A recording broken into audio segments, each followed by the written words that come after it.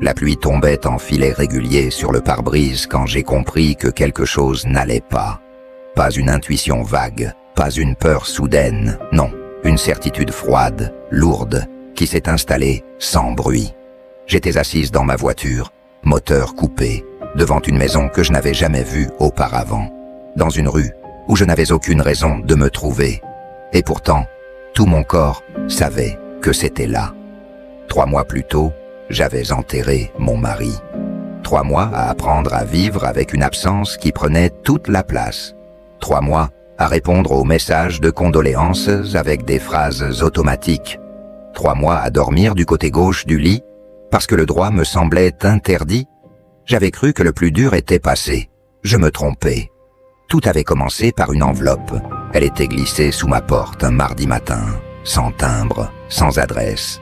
À l'intérieur, une seule feuille pliée en 2 et une clé USB scotchée grossièrement. Aucun mot explicatif, juste un prénom écrit au stylo, tremblé, presque arraché au papier, le sien. Je n'ai pas branché la clé tout de suite. Il m'a fallu 2 heures. 2 heures à tourner autour comme si elle pouvait m'exploser entre les mains. Puis, j'ai cédé. La vidéo a démarré sans son, d'abord. Une caméra fixe, légèrement de travers. Une cuisine banale, trop banale. Puis le son est revenu. Et sa voix. Pas une voix du passé, pas un souvenir. Une voix vivante, récente, agacée par quelque chose hors champ. J'ai reconnu sa manière de racler la gorge avant de parler. Son tic de tapoter la table avec 2 doigts. Il était là, en vie. Et il parlait à quelqu'un qui n'était pas moi. Je n'ai pas hurlé. Je n'ai pas pleuré. J'ai regardé jusqu'au bout. La vidéo durait 12 minutes. 12 minutes pendant lesquelles mon mari, officiellement mort dans un accident de chantier, expliquait calmement à un homme que je ne connaissais pas que tout devait rester discret encore quelques mois, qu'il fallait éviter les erreurs, qu'il ne voulait pas qu'elle découvre trop tôt. Elle, c'était moi. La dernière phrase m'a glacé. Elle pense que je suis enterré, et c'est mieux, comme ça. J'ai éteint l'ordinateur. Je suis restée assise, droite, pendant longtemps. Puis je me suis levée, et j'ai rangé la clé USB dans un tiroir, comme on range un couteau après s'être coupé. Je n'ai parlé à personne, pas à mes amis, pas à ma sœur, pas même à notre fille, qui pleurait encore son père chaque soir. J'ai compris une chose très vite. Si je voulais la vérité, je devais devenir quelqu'un d'autre, quelqu'un de silencieux, de méthodique. Les semaines suivantes, j'ai joué mon rôle. La veuve digne. Celle qui remercie, qui sourit tristement, qui dit « ça va », même quand ça ne va pas. Pendant ce temps, j'observais. J'ai repris les relevés bancaires. J'ai relu les contrats d'assurance. J'ai retrouvé des mails anciens, des déplacements professionnels qui n'avaient jamais vraiment eu de sens. Une ville revenait souvent, trop souvent. C'est là que je suis allé, pas tout de suite. J'ai attendu d'être prête à voir ce que je redoutais. J'ai pris une chambre d'hôtel sous un faux nom. J'ai loué une voiture grise, banale, invisible. Et un matin, je me suis garé dans cette rue. La maison était modeste, jardin bien entretenu, rideaux clairs.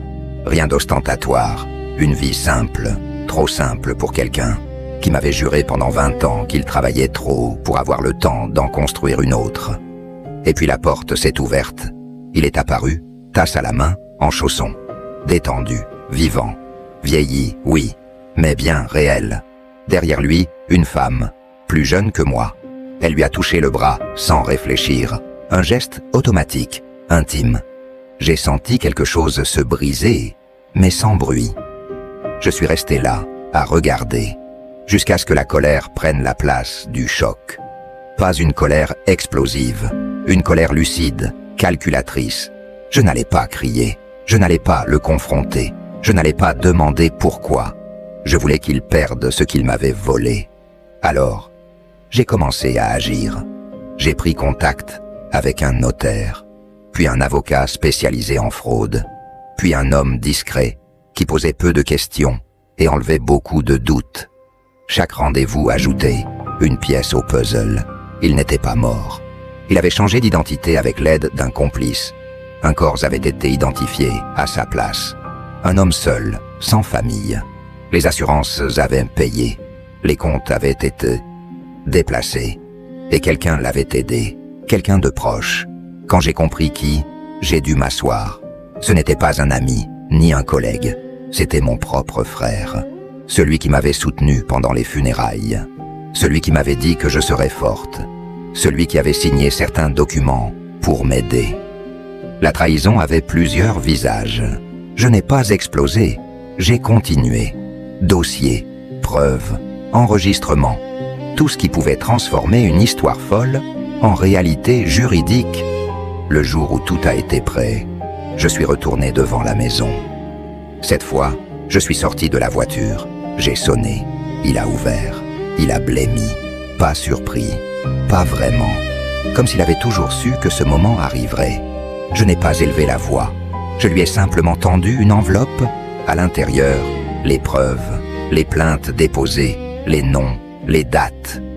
Derrière lui, la femme regardait, perdue. « Qui est-elle » a-t-elle demandé. Il n'a pas répondu. Alors je l'ai fait. Je suis sa femme, la vraie, celle qu'il a enterrée vivante pour recommencer ailleurs. La suite a été rapide, trop rapide pour lui. La justice a repris ce qu'il croyait enterré, son nom, son passé, ses mensonges. Mon frère a perdu plus que sa liberté. Il a perdu son rôle de sauveur. Et moi, je n'ai pas gagné, je n'ai pas triomphé. J'ai récupéré quelque chose de plus précieux, le droit de ne plus être dupe, le droit de ne plus me taire, le droit de me choisir, enfin. Aujourd'hui, quand je passe devant un cimetière, je pense à cette tombe vide, pas comme à une erreur, mais comme à un avertissement. Certains morts marchent encore, et certaines veuves ne pleurent pas éternellement. Elles attendent, puis elles se relèvent.